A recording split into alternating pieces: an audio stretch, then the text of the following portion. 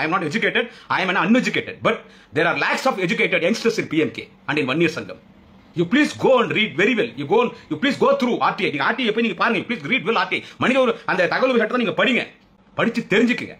BJP என்பது ஒரு ஆபத்தான கட்சி. அவன் இடஒதுக்கீட்டு கொடுக்க மாட்டான் சார். அவனோட போய் இவங்க சேர்ந்து இடஒதுக்கீட்டு பேசினா அவன் கொடுக்க மாட்டான். திருடர்கள் கூட்டத்தில் போய் முகமுடி கூட்டத்தில் போயிட்டு திருடுறது தப்பு, கொள்ளடிக்க தப்பு. நான் தொழிலே தான். திருடனுக்கு முகமுடி கொள்ளக்காரன் தொழிலே திருடுறது. அங்க போய் திருடுறது தப்பு. நான் என்ன பண்ணுவான்? அந்த மாதிரி அங்க போய் இடஒதுக்கீடு கேட்டா கொடுப்பான் அவன். உண்மை நிலைமை என்ன நீங்க தெரிந்து கொள்ள வேண்டும். பாஜக என்பது காவேரி தண்ணீரிலே மேகதாது டேம்ல அவன் ஆடுறது ஒரு நாடகம். இன்னைக்கு நிதிநிலை அறிக்கையில தமிழ்நாடு பேர் குறிப்பிடாததுக்கு பேரே குறிப்பிடாம தமிழ்நாட்டை வஞ்சிக்கிறாங்க. இவர்களை பாமகவை இன்றைக்கு தவறான திசையில் அவர்கள் தான் சொல்கிறார்கள். இந்த 10.5% வச்சு நீ அரசியல் பண்ணு, அவங்களையும் தவறா பயன்படுத்தி இன்னைக்கு சமூகத்தில் ஒரு வீண் வதந்திகளை குழப்பத்தை உருவாக்குகிற அரசியல் செய்வது தவறான அரசியல். எதிர்கால சந்ததிகளுக்கு தான் ஆபத்து. எனவே தகவல் உரிமை சட்டத்தை அனைவரும் படித்து தெரிந்து கொள்ள வேண்டும் என்பது அருந்ததியர்களுக்கு இடஒதுக்கீட்டு வேண்டும் என்று குரல் கொடுத்து அந்த சட்டத்தை கொண்டு வந்தவர் முத்தமிழர் என்கிற டாக்டர் கலைஞர். வன்னியர்களுக்காக இடஒதுக்கீடு வேண்டும் என்று அன்று கேட்டபொழுது வன்னியர்களை மிகவும் பிற்படுத்தப்பட்ட சமுதாயம் பட்டியலில் சேர்த்தவர், எம்பிசியில் சேர்த்தவர் தலைவர் கலைஞர். நாடே அறியும், உலகமே அறியும். அதுபோல் அருந்ததியர்களுக்கு, இஸ்லாமியர்களுக்கு உள்ளிடஒதுக்கீட்டு தந்தது. வேலைவாய்ப்பிலே, கல்வியிலே, எல்லாவற்றிலும் இடஒதுக்கீடு தந்தது தலைவர் கலைஞர் அவர்கள். எல்லா சமுதாயத்திற்கும் இடஒதுக்கீட்டு தந்தவர் தலைவர் கலைஞர் அவர்கள். திராவிட முன்னேற்ற கழகத்தின் ஆட்சி வரும்போதுதான் அனைத்து சமுதாயத்தினருக்கும் இடஒதுக்கீட்டை தலைவர் கலைஞர் அவர்கள் தந்தார்கள். இன்றைக்கு நீதிமன்றம் அதை உறுதி செய்திருக்கிறது. இன்றைக்கு இந்த வன்னியர்கள் சமூகத்திற்கு பாட்டாளி மக்கள் கட்சி வைக்கிற கோரிக்கை 10.5%. இது பாட்டாளி மக்கள் கட்சி அந்த கோரிக்கை வைத்துதான் வன்னியர்களுக்கு செய்ய வேண்டும் என்கின்ற அவசியம் கிடையாது. வன்னிய மக்களுக்காக எதை வேண்டுமென்றாலும் செய்வதற்கு தயாராக இருப்பது திராவிட முன்னேற்ற கழகம், திராவிட மாடல் அரசு. இப்ப வன்னியர் சமூகத்தின் மக்கள் இந்த 10.5% கேட்கிறது நியாயமான கோரிக்கை. அவர்களின் உரிமைகளை அவர்கள் கேட்கிறார்கள். எனவே இது நியாயமான கோரிக்கை. ஆனால் அந்த 10.5% நிறைவேற்ற வேண்டும் என்றால் அதுக்கு என்னென்ன விதிமுறைகளை பின்பற்ற வேண்டும், என்னென்ன ஃபார்மாலிட்டிஸ் இருக்கு, அதெல்லாம் பின்பற்றி தான் இதை எவ்வாறு நாம் 10.5% வன்னிய சமூக மக்களுக்கு பெற்றுத்தர வேண்டுமோ அந்த விதிமுறைகளை எல்லாம் பின்பற்றுதான் இதை பெற்றுத்தர முடியும். அதுக்கு முதல்ல ஜாதிவாரி கணக்கெடுப்பு. அது நம்ம ஸ்டேட் கவர்மெண்ட் அந்த ஜாதிவாரி கணக்கெடுப்பு எடுத்தா அது சென்ட்ரல் கவர்மெண்ட் ஒத்துக்க மாட்டா. ஏற்கனவே பீகார்ல எடுத்து ஹைகோர்ட்லயும் முடிய இல்லைன்னு சொல்லிட்டாங்க, செல்லாதன்ட்டாங்க, சுப்ரீம் கோர்ட்லயும் செல்லாதன்ட்டாங்க, பல பிரச்சனைகள் போச்சு. இப்ப கூட கவர்மெண்ட் கேட்டாங்க, ஒரு வருஷம் எடுக்கட்டு இருக்காங்க. இது உண்மையிலே இந்த 10.5% என்ன? இது குறித்து சட்டமன்றத்தை ரொம்ப தெளிவா பேசினார் வன்னியர் சமூகத்தைச் சேர்ந்த மாண்புமிகு தமிழகத்தினுடைய போக்குவரத்து துறை அமைச்சர் அண்ணன் சிவசங்கர் அவர்கள் தெளிவா பேசினார். நீங்க 10.5% கேட்கறீங்களே, இப்பவே அதை விட அதிகமா வன்னியர் சமூகத்தின் மக்களுக்கு இடஒதுக்கீட்டு இருக்கு. கல்வியிலும் வேலை வாய்ப்பிலும் 10.5% விட அதிகமா இருக்கு. இந்த 10.5% கேட்கும்போது இருக்குது குறைஞ்சிடுமே. அப்ப அவர் சொல்லும் போது அது எல்லாரும் வந்துட்டு குறிப்பா இந்த பாட்டாளி மக்கள் கட்சி ஒரு சில அறிவுஜீவிகள் அதை கிண்டல் பண்ணாங்க. ஒரு காலத்தில் நாடாளுமன்றமாக இருந்தாலும், சட்டமன்றமாக இருந்தாலும், தமிழக அமைச்சராக இருந்தாலும், மத்திய அமைச்சராக இருந்தாலும், உயர் அரசியல் அமைப்பு பொறுப்பு, தேர்தலுக்கு முன்பு நாமினேட்டட் அரசு பொறுப்புகள் அந்த காலத்தில் யாருன்னு கேட்டா எல்லாம் உயர் ஜாதியினர், பிராமணர்கள், ஐயர் ஐயங்கார் தான். இன்றைக்கு பிசி, எம்பிசி, எஸ்சி, எஸ்டி, அதாவது ஒடுக்கப்பட்ட, பிற்படுத்தப்பட்ட, மிகவும் பிற்படுத்தப்பட்ட பட்டியலின மக்கள், அருந்ததியர். இன்னைக்கு நாமெல்லாம் இன்னைக்கு சட்டமன்றத்தையும் நாடாளுமன்றத்தையும் அலங்கரித்துக் கொண்டிருக்கிறோம் என்று சொன்னால் அதற்கு யார் காரணம் என்று கேட்டால் திரு டாக்டர் அன்புமணி ராமதாஸ் சொன்னார், எங்களுடைய அப்பா ஐயா தான் காரணம். யாருமே உரிமை கொண்டாட முடியாது. இன்றைக்கு நாமெல்லாம், குறிப்பாக நான் சிவசங்கர் அவர்களே திரு டாக்டர் அன்புமணி ராமதாஸ் சொன்னார் இல்லையா, எங்க அப்பா தான் காரணம், எம்எல்ஏ ஆகிறது, மந்திரி ஆகிறது. ஏன்னா அவர் சட்டமன்றத்தில் உண்மை சொன்னார். இந்த 10.5% நீங்க கேட்கறீங்களே, இது இதை விட இப்ப அதிகமா நமக்கு இருக்கு.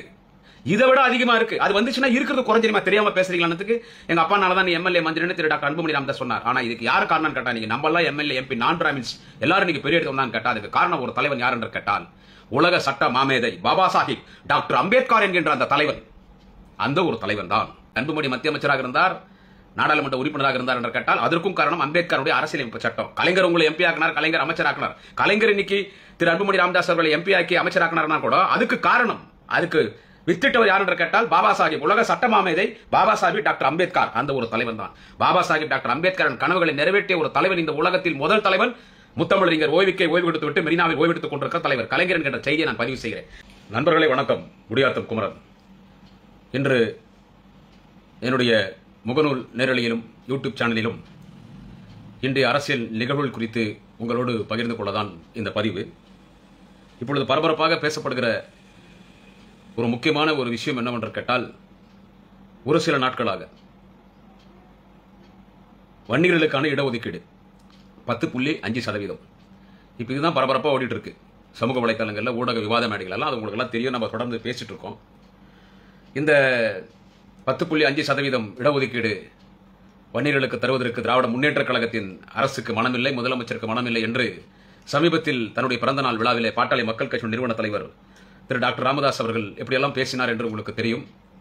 நடுங்கப் போகிறது, கலவரம் வெடிக்கப் போகிறது, 2 மாதத்தில் என்ன நடக்கப் போகிறது, நாடே தாங்காது, ஆட்சியாளர் ஓடப் போகிறார் எல்லாம் அவர் பேசிய அந்த ஒரு ஒருமையில் முதலமைச்சரை பேசியது சர்ச்சைக்குள்ளான ஒரு பேச்சை பேசி அது எந்த அளவுக்கு அனைவரும் அதை கண்டித்தார்கள்.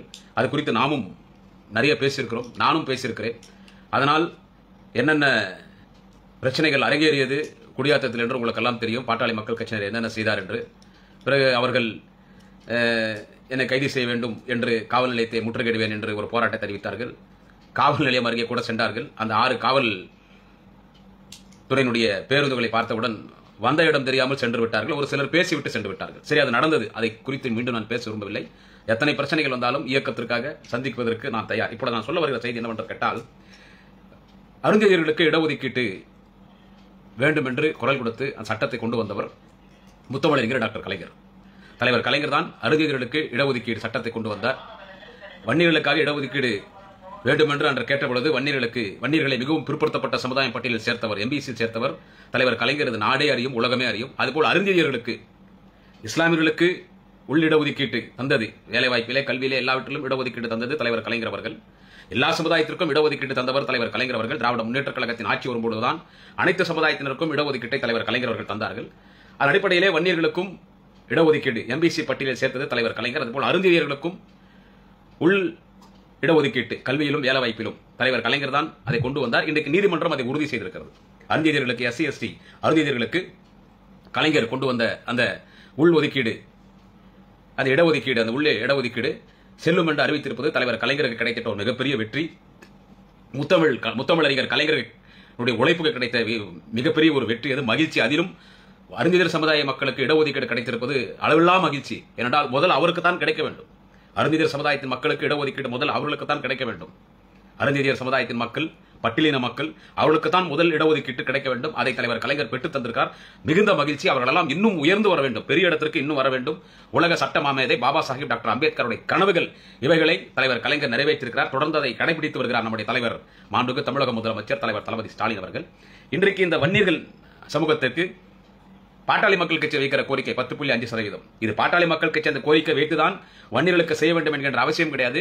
வன்னிய மக்களுக்காக எதை வேண்டுமென்றாலும் செய்வதற்கு தயாராக இருப்பது திராவிட முன்னேற்ற கழகம், திராவிட மாடல் அரசு. இப்போ இந்த 10.5%, 10.5% போது உண்மையிலே இது கண்டிப்பா கேட்கறது வன்னியர் சமூகத்தின் மக்கள். இந்த 10.5% கேட்கறது நியாயமான கோரிக்கை. அவர்களின் உரிமைகளை அவர்கள் கேட்கிறார்கள். எனவே இது நியாயமான கோரிக்கை. ஆனால் அதை அந்த 10.5% நிறைவேற்ற வேண்டும் என்றால் அதுக்கு என்னென்ன விதிமுறைகளை பின்பற்ற வேண்டும், என்னென்ன ஃபார்மாலிட்டிஸ் இருக்கு, அதெல்லாம் பின்பற்றி தான் இதை எவ்வாறு நாம் இந்த 10.5% வன்னிய சமூக மக்களுக்கு பெற்றுத்தர வேண்டுமோ அந்த விதிமுறைகளை எல்லாம் பின்பற்றி தான் இதை பெற்றுத்தர முடியும். அதுக்கு முதல்ல ஜாதிவாரி கணக்கெடுப்பு. அது நம்ம ஸ்டேட் கவர்மெண்ட் அந்த ஜாதிவாரி கணக்கெடுப்பு எடுத்தா அது சென்ட்ரல் கவர்மெண்ட் ஒத்துக்க மாட்டா. ஏற்கனவே பீகார்ல எடுத்து அது ஹைகோர்ட்லயும் முடிய இல்லைன்னு சொல்லிட்டாங்க, செல்லாதன்ட்டாங்க, சுப்ரீம் கோர்ட்லயும் செல்லாதன்ட்டாங்க. பல பிரச்சனைகள் போச்சு.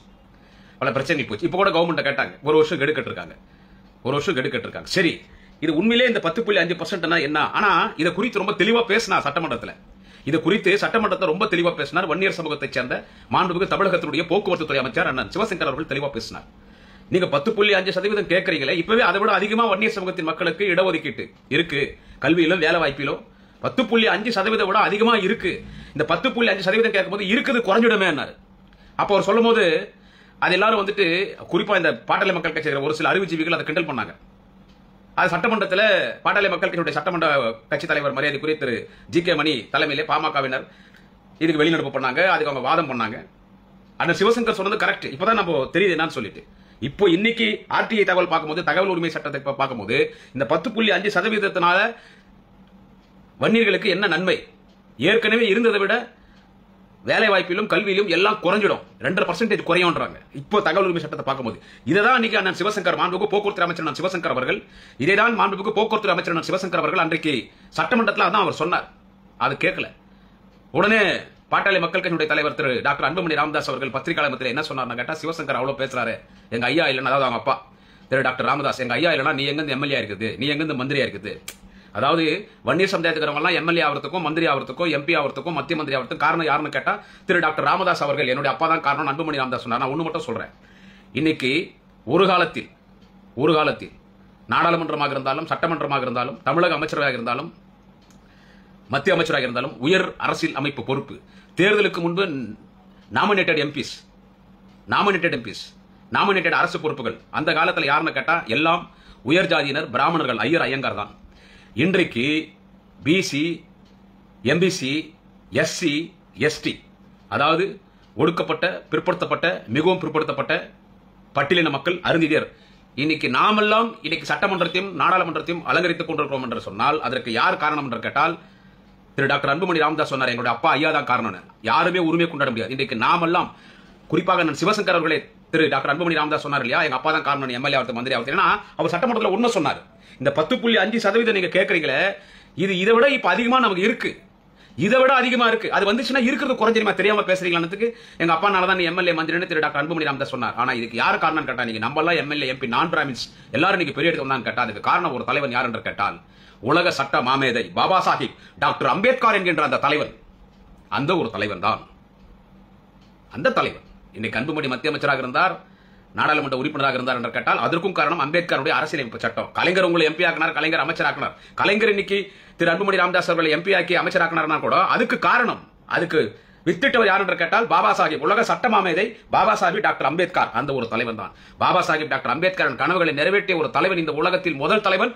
முத்தமிழறிஞர் ஓய்வுக்கே ஓய்வு கொடுத்து விட்டு மெரினாவில் ஓய்வெடுத்துக் கொண்டிருக்கிற தலைவர் கலைஞர் என்கிற செய்தியை நான் பதிவு செய்கிறேன்.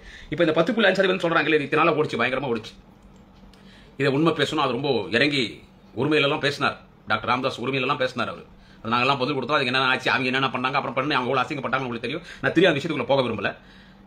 இந்த 10.5% என்னன்றது ஆர்டிஐ ஒரு இன்ஃபர்மேஷன் வந்து இப்போ வந்து ரிலீஸ் பண்ணிருக்காங்க.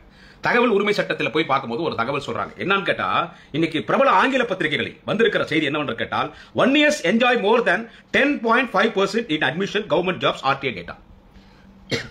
இதை லட்சக்கணக்கான படித்த, நன்கு படித்த, நன்கு விஷயம் தெரிந்த, தலை சிறந்த அறிவாளிகள், அறிவு ஜீவிகள், விஷயம் உள்ளவர்கள், நல்ல நாலேஜ் உள்ள லட்சக்கணக்கான இளைஞர்கள் வன்னியர் சமூகத்தில் இருக்கிறார்கள், பெண்களும் இருக்கிறார்கள்.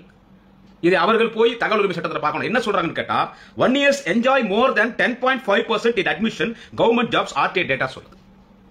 இந்த 10.5% விட அதிகமான அட்மிஷன்ஸ் அவங்களுக்கு கல்வியில கிடைக்குது, எஜுகேஷன்ஸ்ல, அரசாங்க வேலை வாய்ப்புல கிடைக்குதுன்னு சொல்லி அவங்க தெளிவா சொல்றாங்க. அதாவது என்னன்னா, கல்வி வேலை வாய்ப்புகளில் 10.5%, கல்வி வேலை வாய்ப்புகளில் 10.5% இடஒதுக்கீட்டுக்கு அதிகமாக வன்னியர்கள் பயன்பெறுவதாக ஆர்டிஐ தகவல். 2018-2022 வரை இளநிலை மருத்துவ படிப்பில் சுமார் 13.8% வன்னியர் சமுதாயத்தை சேர்ந்தவர்களுக்கு வாய்ப்பு. 2013-2022 வரை தமிழ்நாடு அரசு பணிகளில் 19.5% வன்னியர்களுக்கு பணிக்கு சேர்ந்துள்ளார்கள். வன்னியர்களுக்கு 10.5% இடஒதுக்கீடு பெற்றால் அவர்களுக்கான வாய்ப்புகள் குறையும். இதுதான் ஆர்டிஐ சொல்லு. இதை கொஞ்சம் நல்லா புரிஞ்சுக்கணும். சும்மா வந்துட்டு நாங்க அது இது வெட்டிடுவோம், குத்திடுவோம், ஊடு தூந்துருவோம், பெட்ரோல் வெடி கொண்டு போடுவோம், பாட்டில் அடிப்போம், வெட்டுவோம், குத்துவோம் பேசுறதெல்லாம் வந்துட்டு அறிவுஜீவிகள் பேசுற பேச்சு இல்ல. என்ன சொல்றதா, இது நம்ம எதிர்கால சந்ததிகளுக்கான ஒரு முக்கியமான விஷயம். இதுல அரசியல் எல்லாம் பார்க்க கூடாது. எதிர்கால சந்ததிகளுக்கு முக்கியமான விஷயம். இப்போ என்னன்னு கேட்டா, விஷயம் தெரியாதவங்களுக்கு நான் வந்துட்டு வன்னியர் சமுதாய மக்களுக்கு இடஒதுக்கீடு கேட்டேன், ஆனா திமுக கவர்மெண்ட் கொடுக்க மாட்டேங்குது. ஆன்டி வன்னியரா இருக்குது டிஎம்கே கவர்மெண்ட். இன்னைக்கு நடக்கிற திராவிட மாடல் ஆச்சு ஆன்டி வன்னியர் திராவிட மாடல் ஆச்சு. அது ஆன்டி வன்னியரா இருக்காங்க. Especially they are pointing our honorable CM Tamil Nadu chief minister தலைவர் தளபதி Stalin, that he is anti one year. தளபதி Stalin is an anti one year leader. அவர் வந்து ஒரு ஆன்டி வன்னியர், வன்னியர்களுக்கு நல்லது பண்ணா வன்னியர்களை பழி வாங்குறேன்னு எவ்வளவு ஒரு பொய்யான ஒரு விஷயத்தை இன்றைக்கு மக்கள் மத்தியில இழந்த செல்வாக்கு பெற வேண்டும். அரசியல் கட்சி அந்தஸ்தை இன்றைக்கு பாட்டாளி மக்கள் கட்சி இழந்திருக்கிறது. இது உண்மை. அரசியல் கட்சி அந்தஸ்தை இன்றைக்கு பாட்டாளி மக்கள் கட்சி இழந்திருக்கிறது. எனவே இதையெல்லாம் சரி செய்ய வேண்டும். நாடாளுமன்ற தேர்தலிலே படுதோல்வி, சேராத இடம் சேர்ந்து வஞ்சகத்தில் விழுந்தாயடா கர்ணான்னு மகாபாரதத்துல கர்ணனை பார்த்து இந்திரன் சொல்ற மாதிரி ஏற்கனவே நமக்கு நேரம் சரியில்லை. பிஜேபியில போய் கூட்டணி சேர்ந்து இடஒதுக்கீடு கேட்டா நீங்க யார்கிட்ட வேணாலும் கூட்டணி போனா அது உங்களுடைய விஷயம். we don't like to poke our nose in your inter politics matter. அது உங்களுடைய சொந்த விஷயம், அது நமக்கு தேவையில்லாத விஷயம். ஆனா இடஒதுக்கீட்டை மூலதனமாக வைத்து, சமுதாய அரசியல், ஜாதி அரசியலை மூலதனமாக வைத்து இடஒதுக்கீடு என்று சொல்லி வன்னிய மக்களை திசை திருப்பி ஏமாற்றி அரசியல் செய்கிறீர்களே. சரி, அப்படிதான் உணர்வுபூர்வமாக இடஒதுக்கீட்டுக்காக போராடுகிற சமூக நீதி காவலர் நாங்கள் சமூக நீதி அரசியல் நடத்துகிறோம் என்று நீங்கள் சொல்லுகிறீர்களே. அப்படி இருந்தால் பிஜேபி கிட்ட போய் கூட்டணி சேருங்களே, பிஜேபி இடஒதுக்கீடு கொடுப்பானா? இது கொஞ்சம் யோசிக்கணும். படித்த வன்னிய சமூக இளைஞர்கள் சொல்லுகிறேன், male and female both also, பெண்களும் ஆண்களும் படித்தவர்கள், லட்சக்கணக்கில் படிச்ச நல்ல அறிவாளிகள், ஜீனியஸா இருக்காங்க வன்னியர்ஸ்ல. பிஜேபியோட கொள்கை என்னங்க? அது upper community caste, upper caste politics. வந்து பிராமின்லயே அப்பர் கேஸ்ட் இருக்காங்க. எல்லா பிராமின் இல்ல, பிராமின்லயே பெரிய பிராமினோட பிராமின் ஜாதியிலேயே உயர்ந்தவன் இருக்கான். பிராமணர்கள் என்றால் அவர்கள் தான் நன்கு படித்தவர்கள், அவங்க தான் சமுதாயத்தில் பெரிய ஜாதி. அந்த பிராமின்ஸ் அதிலே பல பிரிவுகள் இருக்குது. அதிலே பிராமின்ல பெரிய பிராமின் இருக்கான், அவன் தான் ஆர்எஸ்எஸ். இந்த ஆர்எஸ்எஸ் தலைவர்லாம் இருக்காங்கல்ல, அவன் தான் ஆர்எஸ்எஸ். அவன் இருக்கான் பாருங்க, அப்பர் கம்யூனிட்டி, பிராமின்லயே அப்பர் பிராமின்ஸ். அந்த பாலிடிக்ஸ் பிஜேபி பாலிடிக்ஸ். அவன் கொடுப்பான இடஒதுக்கீடு, அவன் இடஒதுக்கீட்டை கொடுப்பானா? அவன் என்ன மாதிரி ஒரு வன்னியர் சமூகத்தை சேர்ந்தவன், இல்லை என்றால் ஒரு பட்டியலத்தை சேர்ந்தவர். இன்னைக்கு அறிஞர்களுக்கு இடஒதுக்கீடு தலைவர் கலைஞர் பெற்று தந்திருக்கிறார். இப்படி நம்மள மாதிரி ஆட்கள் மேல வர்றது, நமக்கு இடஒதுக்கீடு, அவனுக்கு ஈக்குவலா நம்ம படிக்கிறத அவன் ஏத்துக்குவானா? இதை கொஞ்சம் யோசிக்கணும். பிஜேபி ஏத்துக்குவானா சார்? அவன் ஏத்துக்குவானா? சமூக நீதி அரசியல் பண்றீங்க. பாட்டாளி மக்கள் கட்சி சமூக நீதி காவலர், சமூக நீதி போராளி திரு டாக்டர் ராமதாஸ் சொல்றீங்க. சரி, சொல்லிட்டு போங்க, சொல்லு. அவர் எப்போ முதலமைச்சரை பார்த்து உன்னை வந்து பாக்குறதே நான் அவமானமா கருதுறேன், உங்ககிட்ட 10.5% கேட்கறதே நான் அவமானமா கருதுறேன், உனக்கு என்ன இங்க வேலைன்னு ஒரு பேசுறாரு. ஒரே ஒரு 10,000 பேர் இருக்கிற ஒரு சமூகத்தை சேர்ந்தவங்க இந்த நாட்டை ஆட்சி பண்றாங்கன்னு அவங்க பேசும்போது அவங்கள சமூக நீதி காவலர்னு யார் ஏத்துக்குவாங்கன்னு தெரியல. சரி, அப்படிதான் நீங்க சமூக நீதி காவலர் கூட எடுத்துட்டு போங்க. ஏன்னா உங்க கட்சியார் உங்களை சமூக நீதி காவலர்ன்றாங்க. சரி, நீங்க சமூக நீதி காவலர், சமூக நீதி அரசியல் பாட்டாளி மக்கள் கட்சியை கேட்கற சமூக நீதி அரசியலை பிஜேபி செய்யுமா? கொஞ்சம் யோசிக்கணும். அவன் நம்மள மாதிரி ஆட்கள் மேல வர அனுமதிப்பான சார். அவன் ஒரு பட்ஜெட்டை தயாரிக்கிறாங்க, இன்னைக்கு தமிழ்நாட்டை சேர்ந்த மரியாதைக்குரிய திருமதி நிர்மலா சீதாராமன், இந்த நாட்டினுடைய நிதியமைச்சர், Honorable Finance Minister of India, திருமதி Nirmala Sitharaman, Honorable Nirmala Sitharaman, she belongs to our Tamil Nadu, she born in Tamil Nadu, she studied in Tamil Nadu, her school education, her college education, so she is a proper Thamizhachi, Tamil Brahmin lady, தமிழ்நாட்டை சேர்ந்தவர். அவங்க ஒரு பட்ஜெட்டை தயாரிச்சாங்க, உப்புச்சப்பு உதவாத budget. அதை கண்டிச்சு தலைவர் தளபதி தலைமையிலே திராவிட முன்னேற்ற கழகம் மாவட்ட தலைநகரிலே ஒரு பயங்கரமான ஆர்ப்பாட்டம் நடத்தியது. அவங்க அந்த பட்ஜெட்டை தயாரிக்கிறாங்க இல்ல, 18 பேர் மரியாதைக்குரிய திருமதி நிர்மலா சீதாராமன் அவர்களோடு சேர்ந்து 18 பேர் அந்த பட்ஜெட்டை தயாரிக்கிறாங்க. அந்த பட்ஜெட்டை தயாரிச்சல ராகுல் காந்தி அழகா கேட்டார். எதிர்க்கட்சி தலைவர் ராகுல் காந்தி அழகா கேட்டார், இன்க்ளூடிங் அவர் finance minister Honorable Nirmala Sitharaman ji with her 17 officers. In these 18 peoples, including our finance minister, show me only one OBC or SC or ST or MBC or BC. All are Brahmins, all are upper caste peoples have prepared this budget. So this budget is only for an upper class peoples, not for middle class or poor peoples. இது ராகுல் காந்தி அழகா பேசினார். 18 பேருங்க, திருமதி நிர்மலா சீதாராமன் நிதி அமைச்சரோட சேர்த்து, நிர்மலா சீதாராமன் சேர்த்து 18 பேர் தயாரிக்கிறான் பட்ஜெட்டை. எல்லாமே பிராமணர்கள். இதோ ஒரு 5 பிராமணர்கள் வச்சுக்கோ, இல்ல மெஜாரிட்டி பிராமணர்கள் வச்சு, எங்க ஜாதிகார எம்பிசி பிசி எஸ்சி எஸ்டி ஆளு கொண்டு போடலாம் அதிகாரிகள் இல்ல. சோ எந்த அளவுக்கு அவன் உயர் ஜாதி அரசியல் பண்றான், அவன் எங்க சார் இடஒதுக்கீட்டு கொடுக்க போறான்? அப்படிதான் நீங்க உணர்வுபூர்வமா கேக்குறீங்கன்னு வச்சுங்க, அவன் எப்படி கொடுப்பான்? உங்களுக்கு கொடுக்க மாட்டான், அவன் கொடுக்க மாட்டான். அவன் கூட நீங்க சேர்ந்து மக்களை ஏமாத்தும் போது ஒரு ஏமாற்று அரசியல் செய்யும் பொழுது ஏமாற்று அரசியல் தான் எங்களால் சொல்ல முடியும், அப்படிதான் சொல்ல முடியும். நான் இப்பதான் உண்மையிலே நான் அந்த தகவல் உரிமை சட்டத்தை பார்த்தேன். இது ஒன்று தகவல் உரிமை சட்டம் வந்துட்டு என்னன்னு கேட்டீங்கன்னா, இது திமுக தயாரிக்கிறது இல்ல. ஏன்னா அதை கூட சொல்லுவாரு திரு அன்புமணி ராமதாஸ், இது திமுக தயாரிச்சு கொடுத்துட்டாங்க. அவர் நல்லா படிச்சவர், is an MBBS doctor, is an ex union minister, at present is a Rajya Sabha MP, a political party leader, ஒரு முன்னணி தலைவருடைய மகன். அவருக்கு தெரியாத சொல்லுவார், ஏன்னா மக்களை ஏமாத்தணும் இல்ல. அந்த ஆர்டிஐனுடைய தகவல் வந்து, அந்த தகவல் சட்டத்தில் வந்திருக்கிற தகவல் வந்துட்டு அது திமுக தயாரிச்சு கொடுத்துச்சு அவர் சொன்னாலும் சொல்லுவார், ஏன்னா மக்கள் நம்பிடுவாங்கன்னு சொல்லிட்டு. நீங்க நல்லா பாருங்க சார், இது படிச்சவங்க என்ன சொல்றாங்க கேளுங்க sir. 1 year enjoy more than 10.5% in admission government jobs, RTI data. அழகா சொல்றான். MBBSல கோட்டால அதிகமா வன்னியர்கள் தான் கிடைச்சிருக்கு, BDSல அதிகமா வன்னியர் தான் கிடைச்சிருக்கு, மருத்துவ படிப்புல எல்லா பிரிவுகளிலும் அதிகமா வன்னியர் தான் கிடைச்சிருக்கு, வேலை வாய்ப்புகளை அரசு வேலை வாய்ப்புகளில் அதிகமாக வன்னியர்களுக்கு தான் கிடைத்திருக்கிறது. இது 10.5% வந்துச்சுன்னா இப்ப அதை விட அதிகமா கிடைச்சிருக்கு. இப்ப நான் சொல்றேன் இல்ல, மருத்துவ படிப்புகள் பல பிரிவுகள், BDS MBBS அது மருத்துவ படிப்புகள், அது இன்ஜினியரா இருக்கட்டும், கவர்மெண்ட் ஜாப்ஸ் அதே இருக்கட்டும், அதிகமா கிடைச்சிருக்கு. 10.5% கேட்கிறோம் இல்ல நம்ம வன்னியர் சமூகத்துக்கு, அதோட அதிகமா கிடைச்சிருக்கு.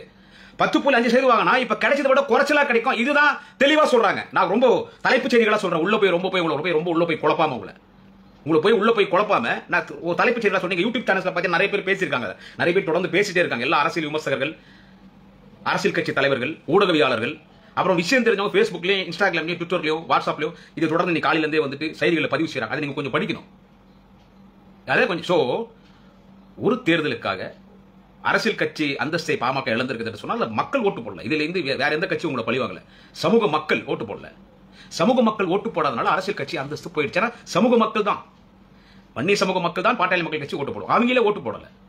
So they boycotted, they ignored, respected Mr. Ramdas in last MLA election and MP election. The same result is going to continue in all the elections for PMK because 1 year peoples are neglecting you. They are not going to believe you like first. அவங்கள ஒரு விழிப்புணர்வு வந்துருச்சு. நீங்க பிஜேபியோட கூட்டணி சேர்ந்து இடஒதுக்கீடு எப்படி எதிர்பார்க்க முடியும்? நீங்க உணர்வுபூர்வமா இடஒதுக்கீடு வேணும் அந்த சீனோட அரசியல் பண்ணலாம். நீங்க தயாரிச்ச பட்ஜெட் பாரு சார், எப்படி படிச்சுக்கிறான் ஒண்ணு வேணாம். அந்த அம்மா யாரு? மரியாதைக்குரிய திருமதி நிர்மலா சீதாராமன். அந்த அம்மா யாருங்க? தமிழ்கார் தானே? ஆமா, தமிழ்கார் தான். தமிழ்நாடு ஒரு அவங்க பட்ஜெட்ல 1 மணி நேரம் அவங்க பேசினாங்க. தமிழ்நாடுன்னு ஒரு இடத்துல அவங்க உச்சரிச்சாங்களா? அழகா கேட்டார் ராகுல் காந்தி. ராகுல் காந்தி அழகா கேட்டாருங்க. Honorable Finance Minister of our Indian government, Union Finance Minister, Tirumadi Nirmala Sitharaman ji, she belongs to Tamil Nadu. She born and brought up in Tamil Nadu. In Tamil Nadu, Nirmala Sitharaman ji born in Madurai. She studied in school age, or school life, still 12th standard. She studied in Viluppuram. She born in Madurai. She studied still 12th standard, school education in Viluppuram. She finished her college education in Tiruchi. So properly she is from Tamil Nadu. Her mother tongue is Tamil. She is a brave Tamil lady. I accept. Tamil ladies are all brave Tamil ladies. So Nirmala Sitharaman is a Tamil lady. But in her budget speech, in one place also, Nirmala Sitharaman did not mention Tamil Nadu in one place also.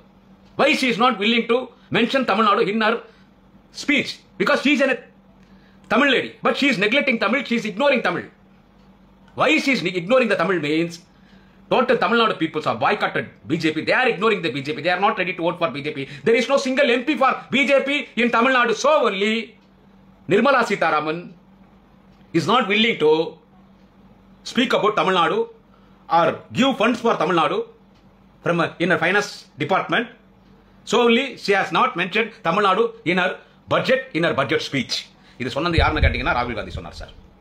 இது ராகுல் காந்தி சொன்னார்.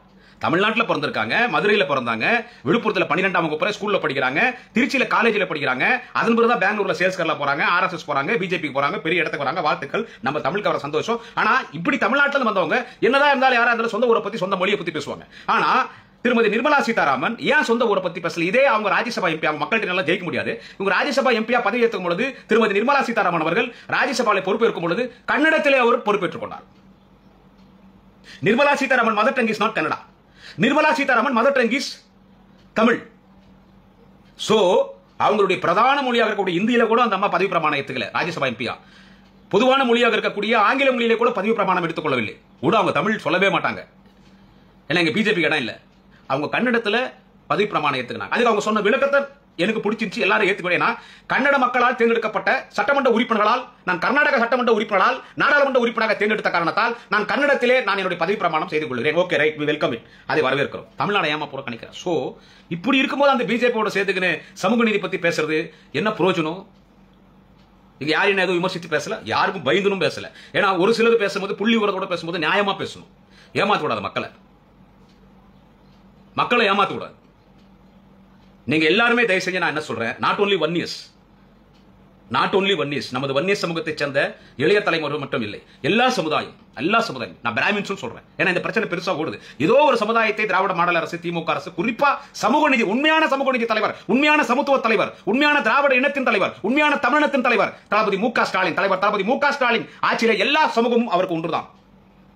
அவர் எந்த சமூகத்தையும் அவர் அடையாளம் காட்ட முடியும். எந்த ஜாதி அவர் தமிழ் ஜாதி, அவர் தமிழ் சமூகம், அவர் தமிழ் இனம் என்பதை நான் பலமுறை குறிப்பிட்டுட்டேன். அவர் எந்த ஜாதி அவர் அடையாளம் சொல்ல முடியாது. தலைவர் தளபதி ஸ்டாலின் தமிழினத்தின் தன்மான தலைவர் தளபதி ஸ்டாலின், அவர் தமிழ் இனம், தமிழ் சமூகம், அவர் திராவிட இனம், எல்லா சமூகத்தின் காவலர். சோ எல்லாரும் இந்த தகவல் உரிமை சட்டத்தை போய் பாருங்க, ஆர்டிஐ தயவு செஞ்சு பாருங்க. இன்னைக்கு இந்த 10.5% இடஒதுக்கீட்டை பத்தி வன்னியர்களுக்கு கேட்கறாங்கல்ல, இதனால் பலனா இல்ல ஆபத்தான்றதை பாருங்க.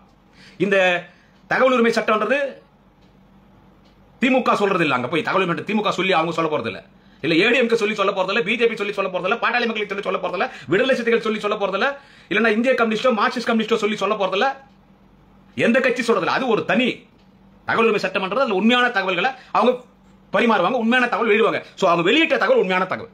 இந்த 10.5% குறித்து வன்னியர்கள் கேட்பது அவங்க இப்ப கிடைக்கிறது அதை விட அதிகமா கிடைக்குது. இதை கேட்டு வாங்கிட்டாங்கன்னா இப்ப கிடைக்கிறத விட உங்களுக்கு 2% குறைஞ்சிருமேன்றாங்க. ஆனா இதை திருப்பி இது நமக்கு நல்லது நடக்கிறது திமுக கெடுக்குது, நமக்கு கொடுக்க மாட்டேன்னு சொல்லி நம்மள பழி வாங்குறாங்கன்ற ஒரு தவறான ஒரு பொய் பிரச்சாரத்தை அரசியல் ஆதாயத்திற்காக அரசியல் கட்சி அந்தஸ்தை இழந்த பாட்டாளி மக்கள் கட்சி மீண்டும் வன்னியர் மக்களை ஏமாற்றி, வன்னியர் மக்களை இந்த 10.5% தவறான தகவல்களை ஏமாற்றி அவர்கள் அரசியல் ஆதாயத்தை பெறுவதற்கு நான் ஒட்டுமொத்தமாக பாட்டாளி கட்சி குறை சொல்ல விரும்பவில்லை.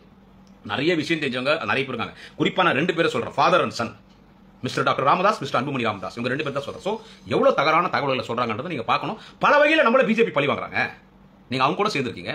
நான் ஒரு வகையில சொல்லிட்டா உண்மையிலே சொல்றேன், அதிமுக பொதுச்செயலாளர் திரு எடப்பாடி பழனிசாமி எடுத்த ஸ்டாண்ட், அவர் எங்களுக்கு எதிர்க்கட்சின்றது அதிமுக தாங்க. அவங்க எங்களை எவ்வளவு பேசுறாங்களோ பேசுறோம், நாங்க பேசுறோம். எங்களுக்கு எதிர்க்கட்சி, எங்களுக்கு ஒரு ஈக்குவலான கட்சின்னு சொன்னா, நான் எடப்பாடி பழனிசாமி கூட எங்க தலைவர் தளபதி ஈக்குவலான தலைவர் சொல்ல மாட்டேன். பட் அந்த கட்சியினுடைய லட்சக்கணக்கான தொண்டர்கள், 1 கோடிக்கு மேல் தொண்டர்கள் அந்த கட்சியில் இருக்காங்க. அந்த தொண்டர்களை நான் சொல்றேன், அந்த தொண்டர்களை கூட திமுக தொண்டன் போய் எதிர்த்து அரசியல் பண்ணணும்னா அதுக்கு ஈக்குவலான தகுதியானவங்க யாருன்னு கேட்டா அதிமுக தொண்டன் தான். ஆனா அந்த அதிமுக பொதுச்செயலாளராக இன்றைக்கு இருக்கக்கூடியவர் இந்த எதிர்க்கட்சி தலைவர் முன்னாள் முதலமைச்சர் திரு எடப்பாடி பழனிசாமி, அவர் ஒரு ஸ்டாண்ட்ல இருக்கிறார். அது அப்படியே இருந்தாருன்னா நல்லது. அது தேர்தலில் பார்க்கலாம், மக்கள் நீயா நானான்றது. நான் அடிக்கடி சொல்றேன், இன்னும் 15 வருஷம் குறைவில்லாம தமிழ்நாட்டில் திமுக தான் தலைவர் தளபதி ஸ்டாலின் தான் முதலமைச்சர்.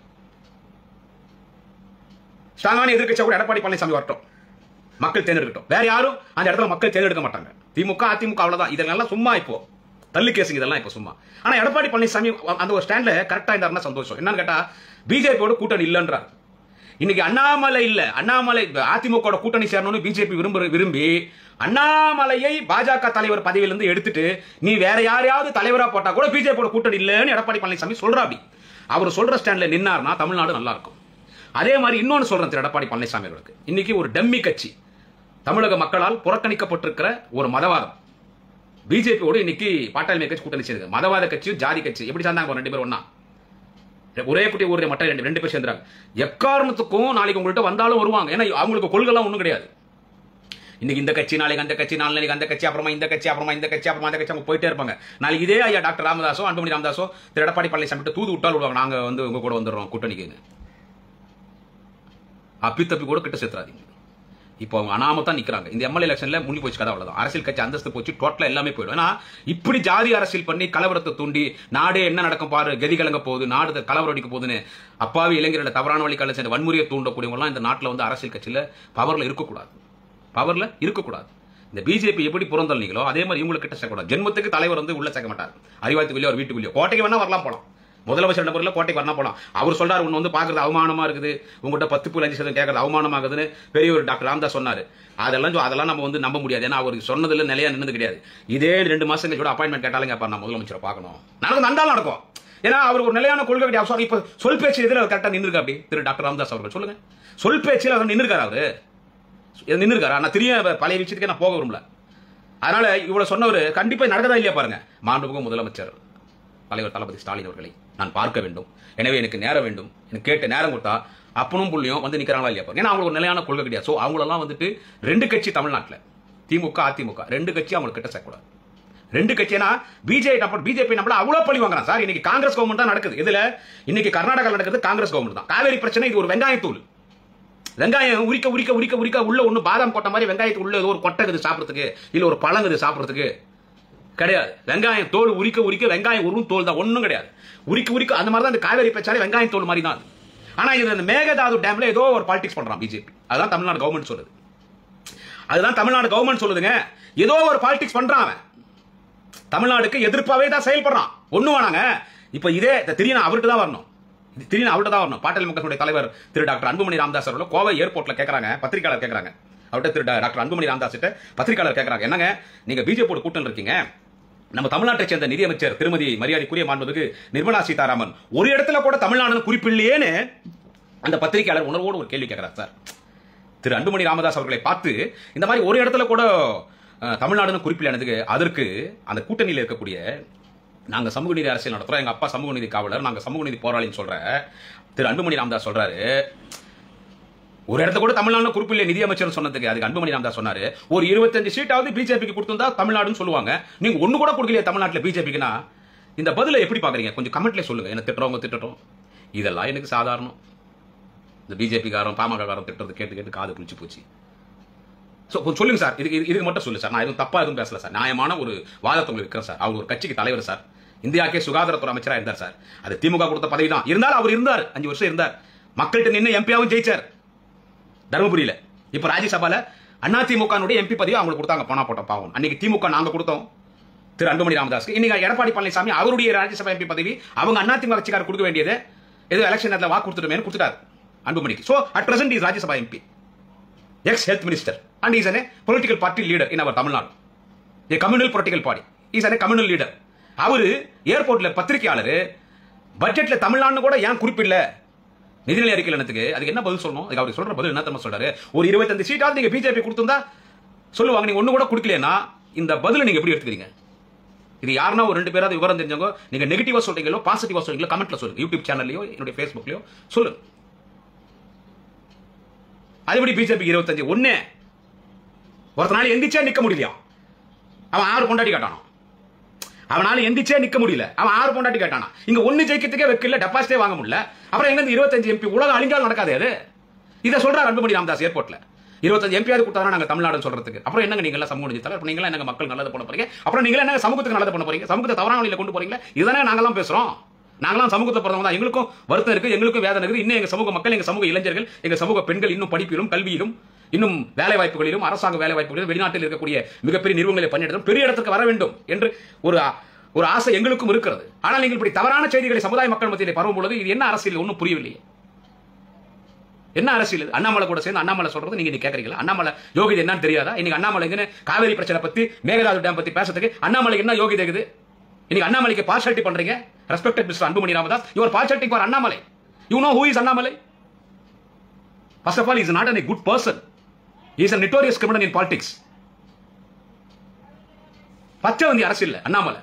இன்னைக்கு மேகதாது அணையை பத்தி பேசுறியே, இன்னைக்கு காவேரி பிரச்சனை பத்தி பேசுறியே, காவேரிக்காக தமிழ்நாடு கவர்மெண்ட் எதுவும் போராடல, நீங்க காங்கிரஸோட கூட்டணி வெளிவான் சொல்றீங்க. நாங்க ஒன்னும் கர்நாடகா காங்கிரஸோட திமுக கூட்டணியில் இல்லை, அகில இந்திய காங்கிரஸோட தான் திராவிட முன்னேற்ற கழகம் ஐஎன்டிஏ கூட்டணி இருக்கிறது. கர்நாடகா காங்கிரஸோட கூட்டணி இல்ல.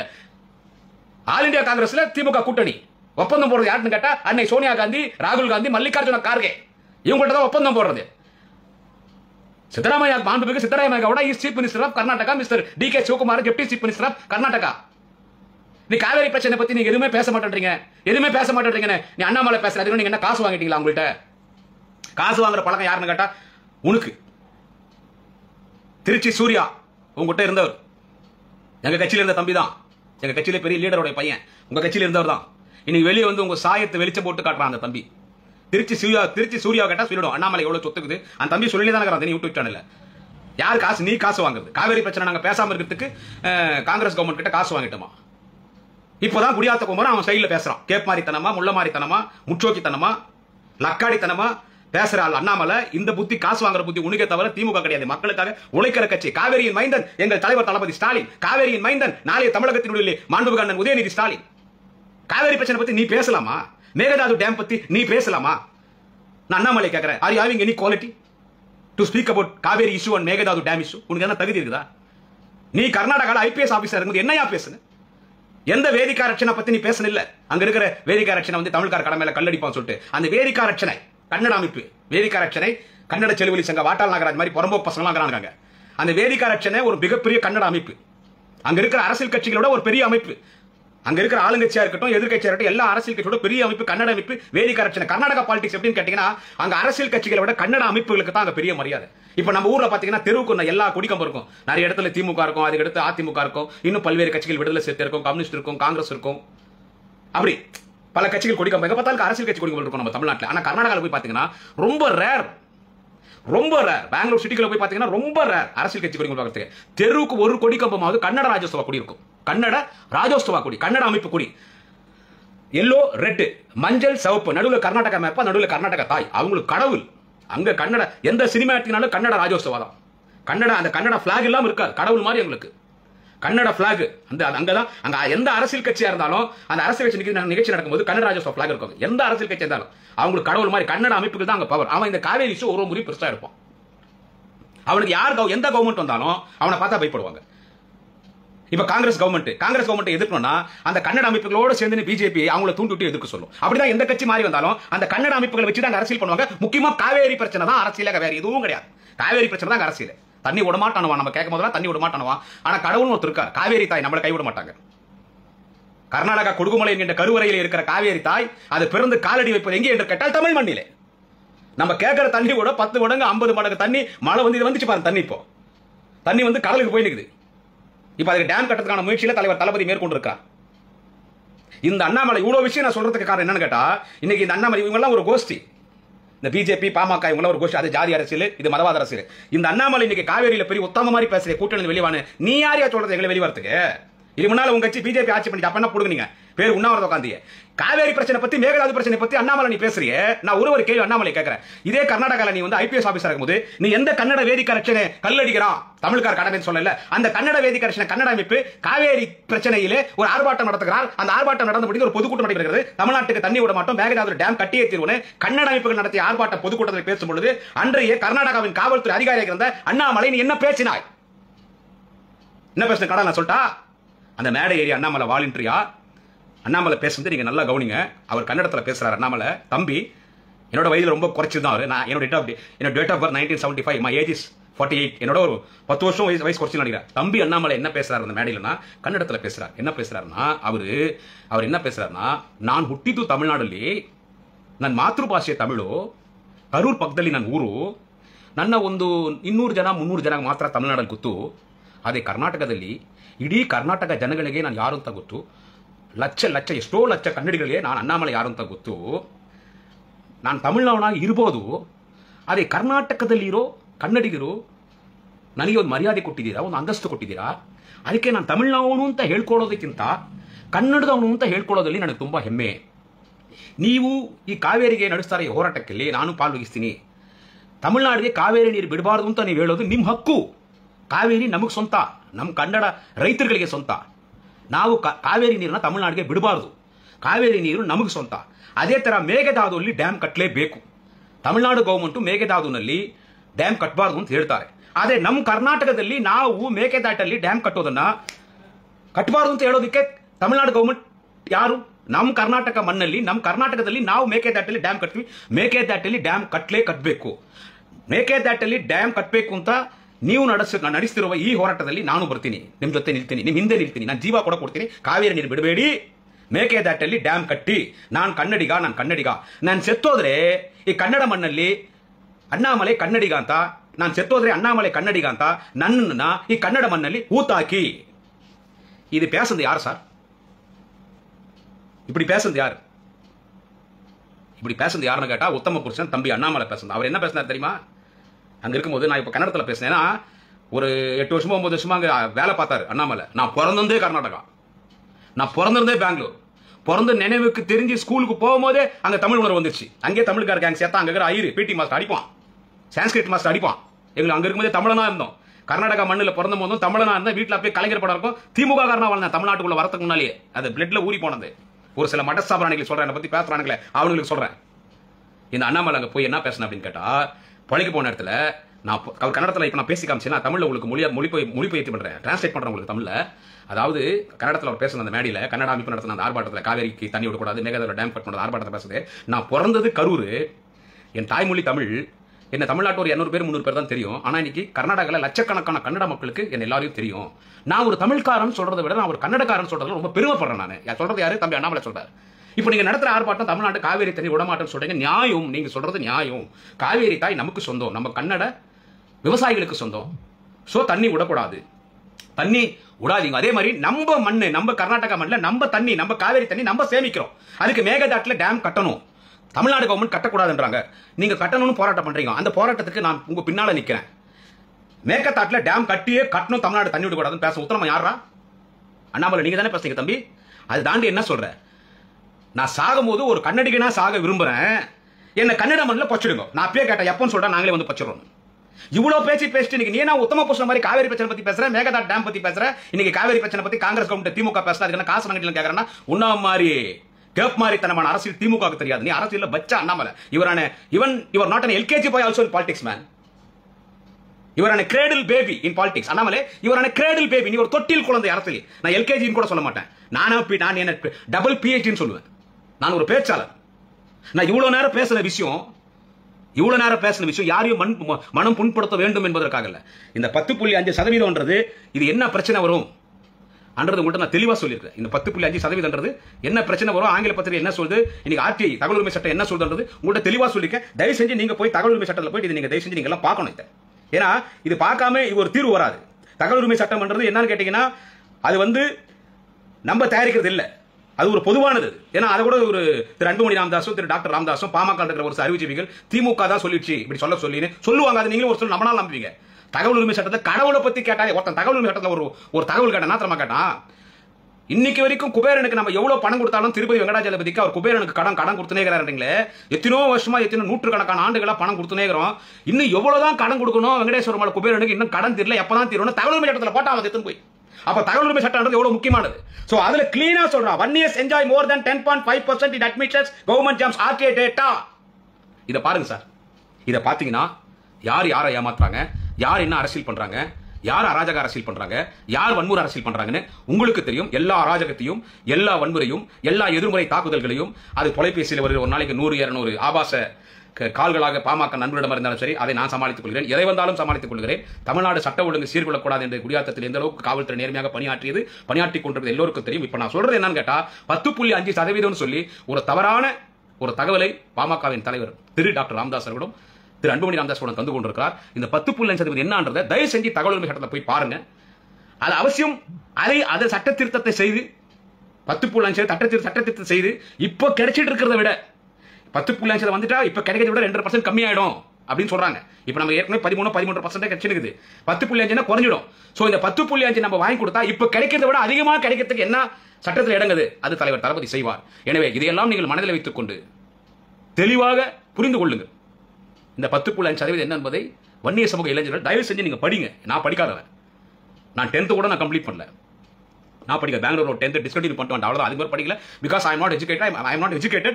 I am an uneducated. But there are lakhs of educated youngsters in PMK and in One Year Sangam. You please go and read very well. You please go through RTA. நீங்க RTA போய் நீங்க பாருங்க. Please read well RTA. அந்த தகவல் உரிமை சட்டத்தை நீங்க படிங்க. படிச்சு தெரிஞ்சுக்குங்க.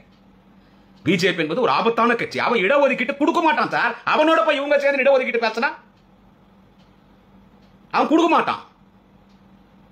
திருடர்கள் கூட்டத்தில் போய் முகமடி கூட்டத்தில் போயிட்டு திருடுறது தப்பு, கொள்ளடிக்கு தப்பு. அவன் தொழிலே தான். திருடனுக்கு முகமடி கொள்ளைக்காரன் தொழிலே திருடுறது. அங்க போய் திருடுறது தப்பு. அவன் என்ன பண்ணுவான்? அந்த மாதிரி அங்க போய் இடஒதுக்கீட்டு கேட்டா கொடுப்பான் அவன். எனவே எல்லாம் தெரிந்து கொண்டு உண்மை நிலைமை என்ன நீங்க தெரிந்து கொள்ள வேண்டும். பாஜக என்பது காவேரி தண்ணீரிலே மேகதாது டேம்ல ஆடுறது ஒரு நாடகம்.